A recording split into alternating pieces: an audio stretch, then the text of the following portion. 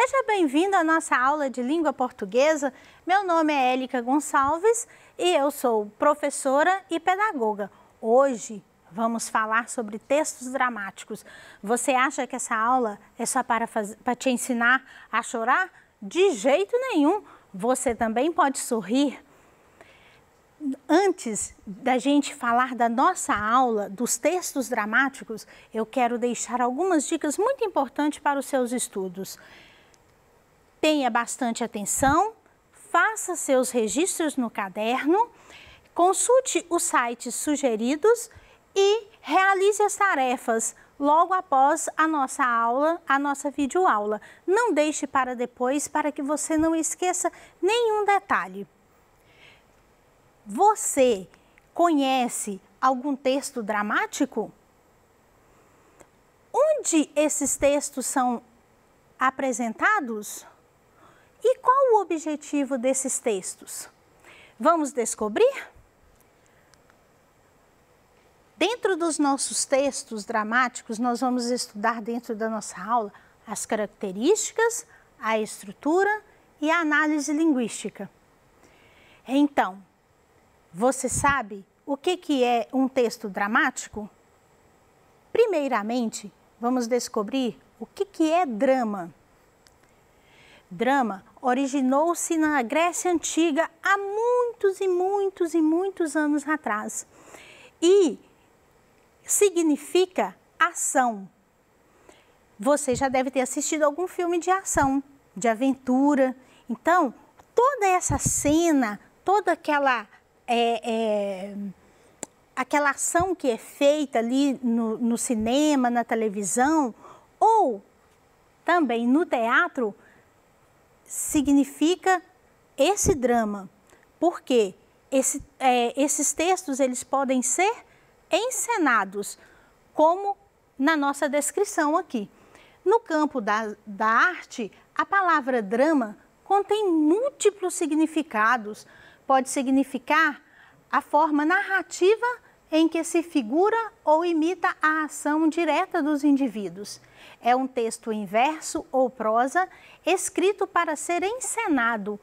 Então, à medida que os atores vão personificando aquela ação ali daqueles personagens, isso está sendo feito a encenação. E você sabe o que é um verso ou um texto em verso ou em prosa?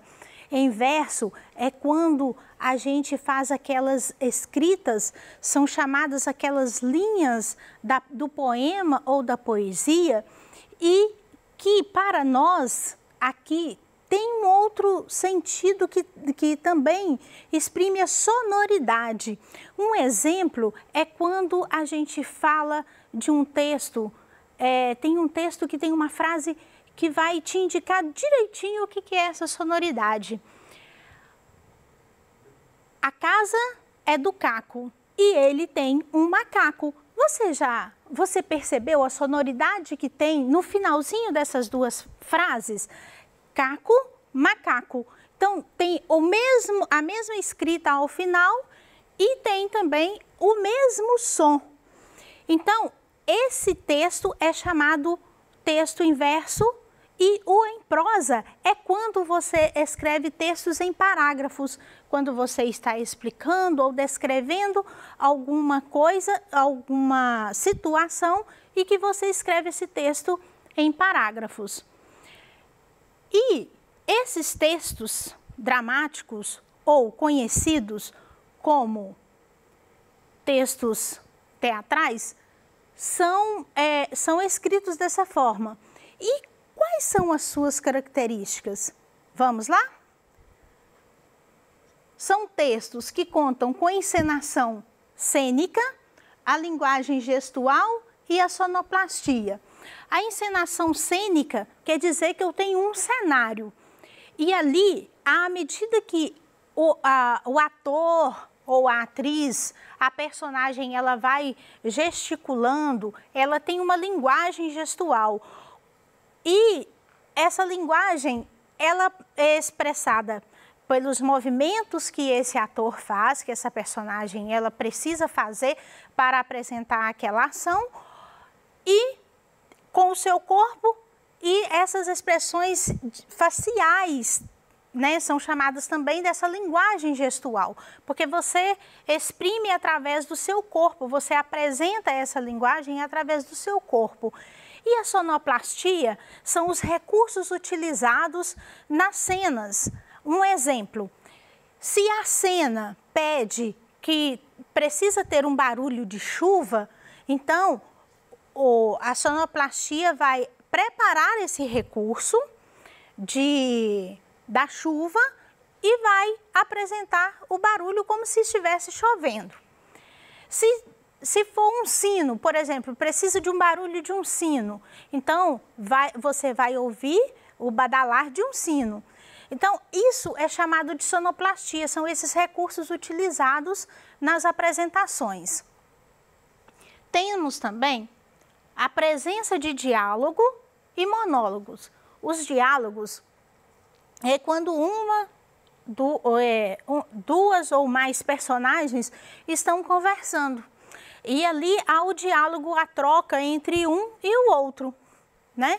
E temos o monólogo. O que são os monólogos? O monólogo é o texto onde o ator ele vai representar uma fala consigo mesma. Ele vai descrevendo e atuando e vai conversando com ele mesmo. E tem o predomínio do discurso em segunda pessoa, o tu e o vós. Textos dramáticos, também conhecidos, como eu já disse, de textos teatral, faz parte de um dos 3 gêneros literários ao lado dos gêneros lírico e épico. O gênero lírico era cantado acompanhado de um instrumento que chama lira. Por isso é chamado de gênero lírico, porque são versos que são cantados com o acompanhamento desse instrumento. E isso era muito comum há muitos anos atrás no Egito e na Grécia. Hoje é muito representado em algumas peças teatrais. Épico, o gênero épico, ele vai contar a aventura de uma viagem. Então, por exemplo, as aventuras de Robinson Crusoe. Se você nunca leu Robinson Crusoe, procure ler, porque são histórias maravilhosas, magníficas. Há aventuras de Hércules também, de Monteiro Lobato, por exemplo. Ali também é uma aventura épica que vai contar os causos, as histórias de Hércules. Um exemplo que tem aí no seu pet, de um texto que pode ser encenado, é A Cigarra e a Formiga. Se encontra na página 12 do volume 3, que já está com você. Vou ler uma parte desse texto para você perceber que você pode encenar. Quais são os personagens desse texto? É a cigarra e a formiga. Então, presta bastante atenção que ele pode ser um texto a ser encenado por você aí na sua escola ou na sua casa. Vamos lá? A cigarra e a formiga. Era uma vez uma cigarra que vivia saltitando e cantando pelo bosque, sem se preocupar com o futuro. Esbarrando numa formiguinha que carregava uma folha pesada, perguntou: Ei, formiguinha, para que todo esse trabalho? O verão é para a gente aproveitar. O verão é para a gente se divertir. Não, não, não. Nós, formigas, não temos tempo para diversão. É preciso trabalhar agora para guardar comida para o inverno. Durante o verão, a cigarra continuou se divertindo e passeando por todo o bosque. Quando tinha fome, era só pegar uma folha e comer. Um belo dia, passou de novo perto da formiguinha, carregando outra pesada folha. Você ficou curioso? Essa história não chegou ao fim. Você quer descobrir o fim dessa história da formiga e da cigarra? Procure ler no seu pet a continuação dessa história maravilhosa, mas que tem um drama e que você vai descobrir, porque eu sei que você vai ler. Outros exemplos de textos dramáticos é a tragédia, representação de acontecimentos trágicos, geralmente com finais funestos. Você sabe o que é funesto? Ah, eu não sabia, mas eu descobri. Funesto é quando tem algo que acaba em morte. A personagem daquela história, ela vem a morrer. Então, ocorre alguma tragédia ao finalzinho daquela história ou no meio dela, né? Vai depender de quem está escrevendo a história. E aí, aquela personagem, ela morre. E, geralmente, conta a história das paixões humanas, da qual fazem parte os personagens nobres e heróicas, sejam deuses ou semideuses. E a comédia? A comédia, representação de textos humorísticos que levam ao riso da plateia. São textos de caráter crítico, jocoso e satírico. Você sabe o que é jocoso e satírico? São textos cômicos, são textos que nos fazem rir. Lembra que eu disse no início que não era só para ensinar você a chorar? Era também para fazer rir, porque a comédia também faz parte, está dentro desse texto dramático. E a principal temática dessa comédia são textos que envolvem as ações cotidianas, das quais fazem parte personagens humanos, estereotipados. Você sabe essa palavrinha meio complicada de dizer? Estereotipados. É que não é original, não é autêntico. Então, você já deve ter visto algum programa de televisão, algum humorista imitando algum personagem político ou alguma pessoa de vida pública e ele está imitando o jeito que aquela pessoa faz, mas não é aquela pessoa. Por isso que fala que tem um personagem estereotipado, porque ele está representando aquela pessoa. Ele não é o original, não é a pessoa real que está ali se representando. Temos também a tragicomédia, que junta as duas partes do gênero da tragédia e da comédia. É uma tragédia onde há a morte de algum personagem, mas num sentido cômico, que a plateia vai rir daquela situação ocorrida ali naquele momento. O auto, ele surgiu na Idade Média e são textos curtos de temática cômica, os quais são geralmente formados por um único ato. Você deve já ter ouvido sobre o Alto da Compadecida. Lembra das personagens, o João Grilo e o Chicó?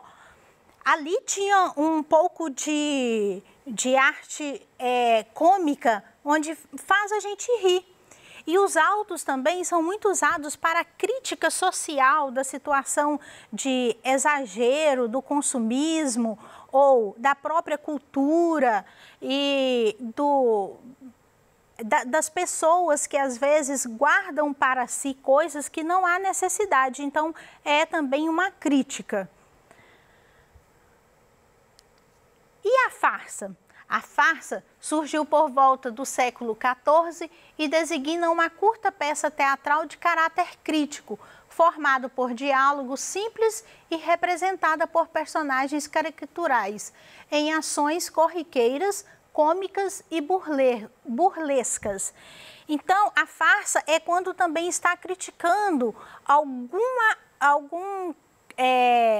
pessoa, alguma personagem política. Então, há essa crítica e é chamado de farsa.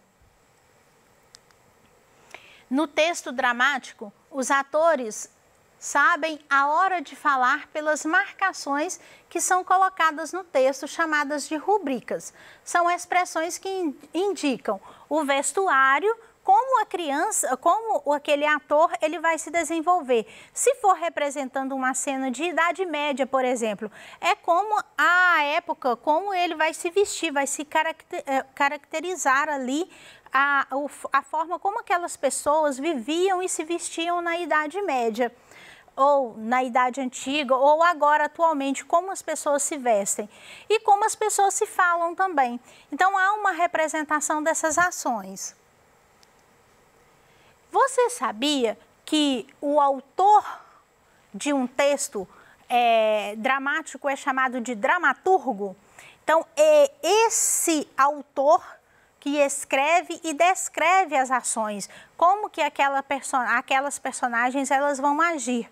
Se são, vem entre parênteses essas rubricas e o autor ele caracteriza aquela cena e expressa como que aqueles atores eles vão se movimentar ao longo da peça teatral. Os textos dramáticos são constituídos de tempo, personagens e espaço cênico. Os personagens são os atores que estão atuando. O espaço cênico é o cenário onde ocorre, é no palco, onde vão acontecer essas ações. E o tempo é o tempo que o dramaturgo levou para escrever e descrever a ação que está sendo representada. Também temos, na estrutura, nós temos uma estrutura interna e uma estrutura externa. São compostas, a estrutura é composta por essas duas ações, a interna e a externa.